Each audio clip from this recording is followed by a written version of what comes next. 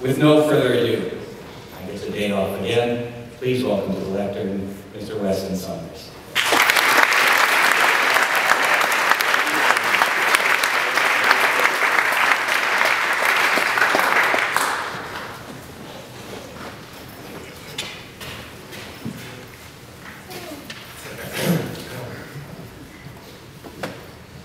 Hello, good morning, my fellow Indians.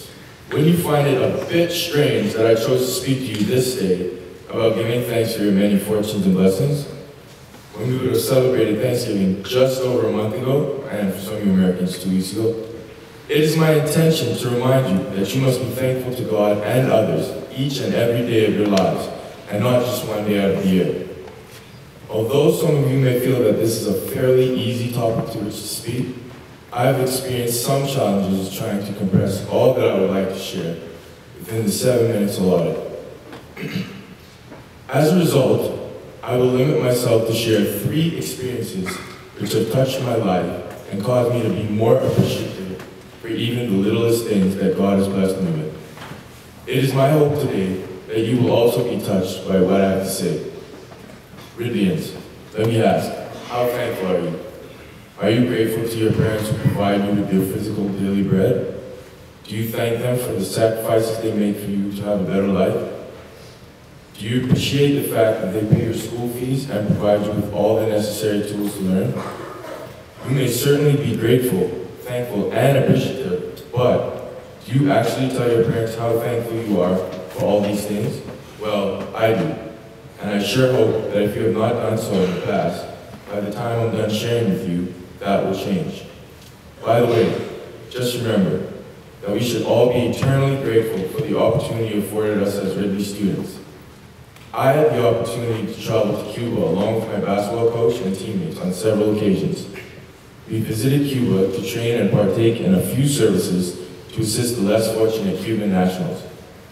During my visit there, my teammates and I witnessed firsthand the struggles that many Cubans face on a daily basis.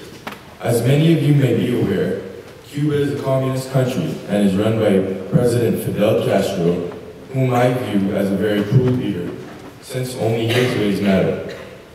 A particular area has been set aside for the rich people to live, and the rest of the land is for the poor people.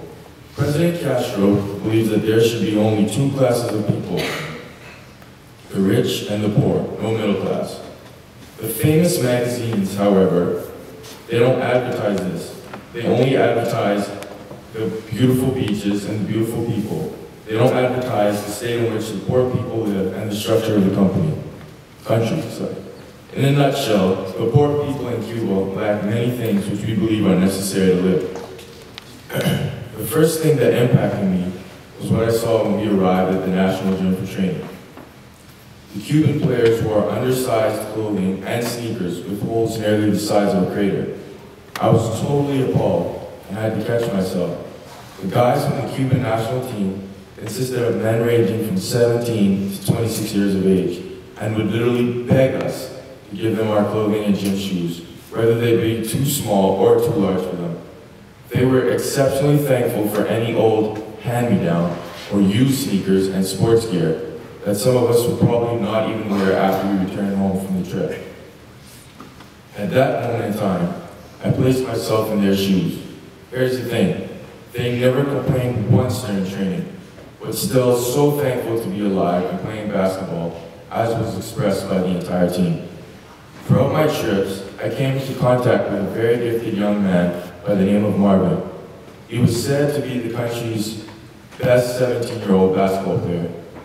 Our team members visited his home and were astonished by its size, which was probably the size of some of your rooms here at Ridley.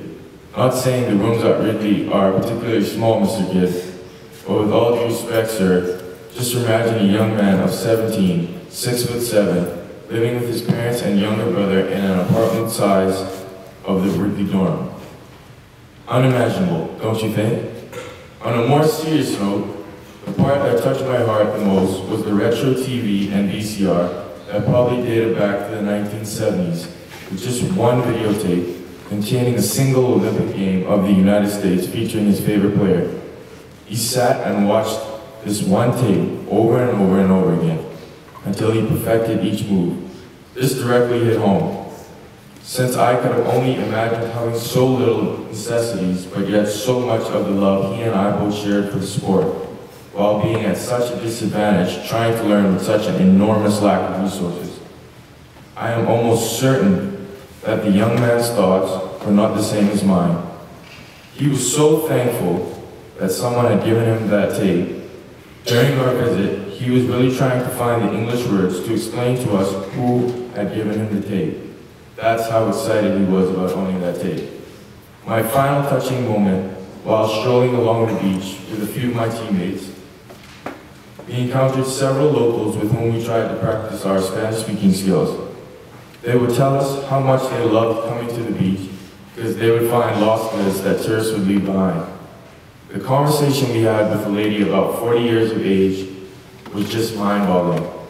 She was short in stature, with dark brown hair and badly burnt skin, obviously from visiting the beach every single day. From the look of her figure, one could tell that she was not getting her daily nutritional balance. She was holding a child in her hands, who she was feeding with a ball in his mouth. As she approached us, she hung her head down in embarrassment and in very poor English, humbly offered to iron our clothes for money. I stood there in astonishment and, of course, handed her the money without having her iron nor do anything in exchange for it. I saw myself as the child and my mother as the lady who was trying to get some money just to feed her child. My fellow Ribians, it is my hope that you now realize that giving thanks should not be limited to the one day that is celebrated nationwide, but instead, it ought to be a part of your everyday lives. From this day forward, I urge you to think twice before giving thanks. Thank you for your attention. Have a great day.